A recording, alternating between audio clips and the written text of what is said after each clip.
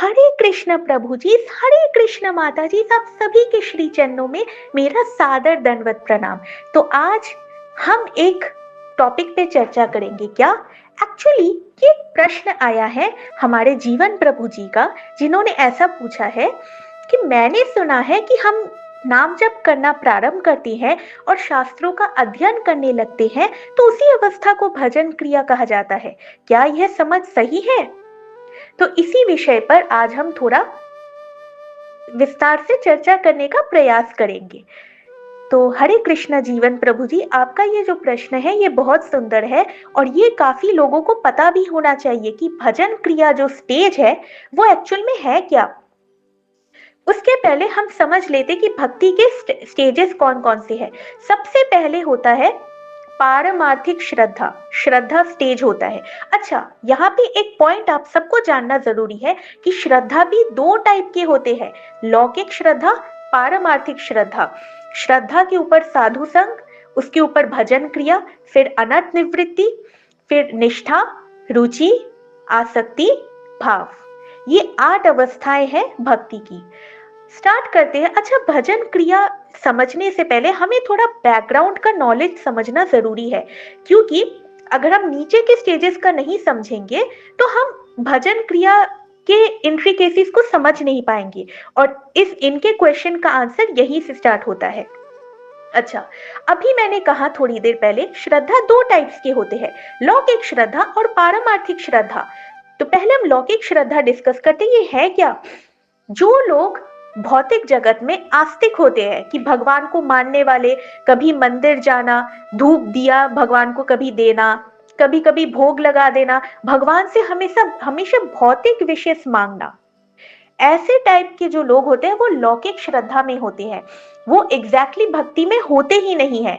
भक्ति तो पारमार्थिक श्रद्धा से स्टार्ट होती है, जब एक साधक नाम जपना स्टार्ट करता है रेगुलर, रोज। धीरे धीरे, खैर वो शास्त्र पढ़ना, हरि कथा सुनने में भी आता है, लेकिन पारमार्थिक श्रद्धा तब स्टार्ट होती है जब वो एटलीस्ट अपने पापों से छुटकारा पाने के लिए या फिर दुख से बाहर निकलने के लिए या किसी भी रीजन की वजह से भगवान की कृपा से भक्ति में एंटर करे और रोज नाम जपा करे। तो इस स्टेज को पारमार्थिक श्रद्धा कहेंगे। और लौकिक श्रद्धा वाले लोग तो हम समझ ही चुके कि वो तो भक्ति में ही नहीं है, वो नॉर्मल भौतिक आस्तिक लोग होते हैं जो भगवान में विश्वास करते हैं, ऐसा। उसके ऊपर पारमार्थिक श्रद्धा के ऊपर जो आता है वो साधु संघ है। अब साधु संघ स्टेज में क्या होता है, सारी भौतिक इच्छाएं ऑलमोस्ट कम होनी शुरू हो जाती है, ऑलमोस्ट खत्म होने की कगार पे होती है। शुरू में ही नहीं होता, ये इवेंचुअली होता है। और साधक जो है अब साधुओं का अच्छे से संग लेना प्रारंभ कर देता है। साधु का संग के मतलब यहाँ पे क्या होता है? साधु का संग मतलब वो शास्त्र पढ़ता है, यानी कि प्रभुपाद जी की किताबें पढ़ता है। अब आप कह रहे हैं कि साधु का संग से किताब पढ़ने से क्या रिलेशन है? अरे, हम लोग प्रभुपाद जी का जो संग है वो उनके पुस्तकों के माध्यम से ही तो लेते हैं, क्योंकि अभी इस भौतिक जगत में वो शरीर फॉर्म में अभी नहीं है। तो उनका संग हम कैसे लेते हैं? उनकी पुस्तकें पढ़ के और उनकी इंस्ट्रक्शंस और उनकी पुस्तकों में जो उन्होंने लिखा है उसका पालन करके। और जो हम हरि कथा सुनते हैं, जिन वैष्णवों से भी सुनते हैं, उनसे भी हम संग प्राप्त करते हैं। तो ये दोनों साधु संग के कैटेगरी में आती है। अब लेकिन ये काफी नहीं, अगर ऑनलाइन सुनना तो अच्छा होता ही है, लेकिन अगर हम ऑफलाइन यानी कि टेम्पल में जाके किसी वैष्णव के संग में हरि कथा सुने, वो ज्यादा इफेक्टिव माना जाता है साधु संग स्टेज में। तो साधु संग स्टेज में क्या होता है, भौतिक इच्छा ऑलमोस्ट बहुत खत्म हो चुकी होती है या फिर बहुत कम हो चुकी होती है और उसकी भक्ति में आगे बढ़ने की जो इच्छा है वो काफी तीव्र हो जाती है।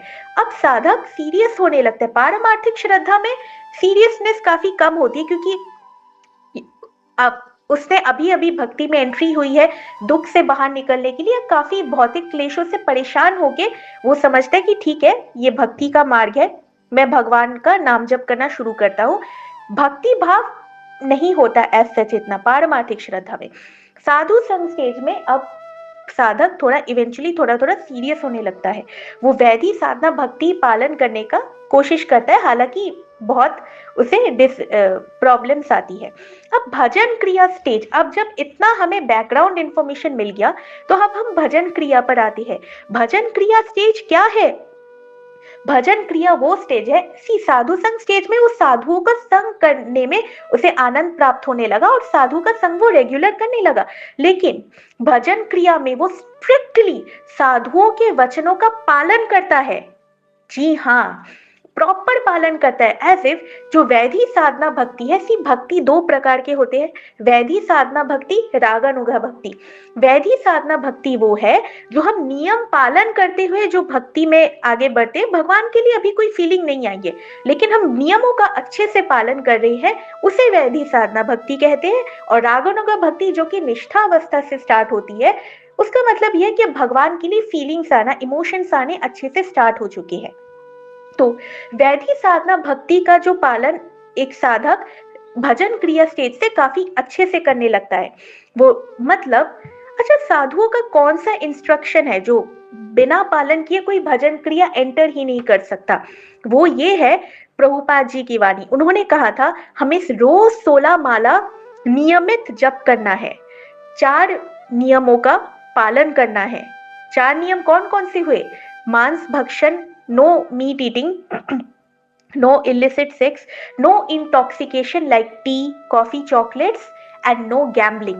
इन 4 नियमों का रोज दृढ़ता से पालन करते हुए जो रोज 16 माला का जप करे, रोज साधु संग ले, मतलब शास्त्र पढ़े प्रभुपाद जी की, एंड रोज हरि कथा से और अपनी साधु संग को पुष्टि करते हुए आगे बढ़े, और ये काम वो रोज करे विदाउट एनी ऑब्स्ट्रक्शन, उसे हम कह सकते हैं कि वो भजन क्रिया में है। तो काफी लोग सोचते हैं ना कि मैं तो 4 माला जप करता हूँ, मैं रोज 4 माला जप कर रही हूँ और मैं शास्त्र भी पढ़ रही हूँ, मैं हरि कथा भी सुन रही हूँ, मैं भजन क्रिया में हूँ शायद। बिल्कुल नहीं। भजन क्रिया स्टार्ट ही तब होता है जब आप साधु के वचन का अच्छे से पालन करते हैं। और सबसे पहला वचन प्रभुपाद जी का क्या है?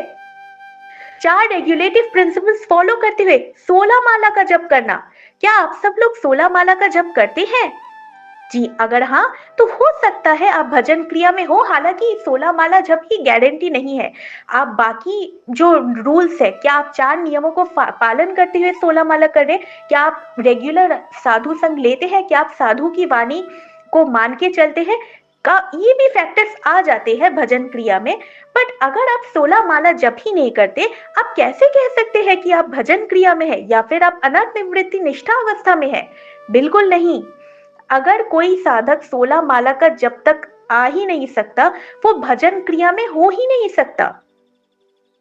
तो इससे हमें क्लियर हो जाता है कि हम भजन क्रिया में बहुत अच्छे से अपनी साधना को तो करते ही है, लेकिन मिनिमल जो रूल है, जो हमें प्रभुपाद जी का इंस्ट्रक्शन है, 16 माला जप, 4 नियमों का पालन, रोज साधु संग प्राप्त करना रोज। अच्छा, साधु संग स्टेज में तो एक साधक साधु संग अच्छे से करने की कोशिश करता है, लेकिन भजन क्रिया लेवल में वो साधु संग नियमित रूप से मतलब बहुत अच्छे से करता है, बहुत अच्छे से साधुओं का संग प्राप्त करने की कोशिश करता है। तो ऐसा नहीं है कि अगर कोई भजन क्रिया में आ गया तो वो साधुओं का संग प्राप्त करना छोड़ देगा, बिल्कुल नहीं। उल्टा वो जो चीज उसने स्टार्ट की थी साधु संग में, उसे बहुत अच्छे से कंटिन्यू रखेगा भजन क्रिया में। तो वैधि साधना भक्ति यानी कि जो रूल्स एंड रेगुलेशंस का फॉलोइंग जो होता है, वो भजन क्रिया लेवल से एक साधक अच्छे से करने लगता है। 16 माला का नियमित जप, 4 नियम पालन, शास्त्र पढ़ना, हरि कथा सुनना, इसके बिना कोई भजन क्रिया में आ ही नहीं सकता अगर कोई 16 माला जप नहीं कर रहा है तो। आई होप मैं आपके डाउट की क्लैरिटी दे पाई हूँ जीवन प्रभु जी। अगर कुछ भूल त्रुटि हुई हो तो क्षमा कीजिएगा प्रभु जी, एंड कुछ पूछना हो तो आप पूछ सकते हैं। तो चलिए चलते हैं नेक्स्ट ऑडियो में। हरे कृष्णा।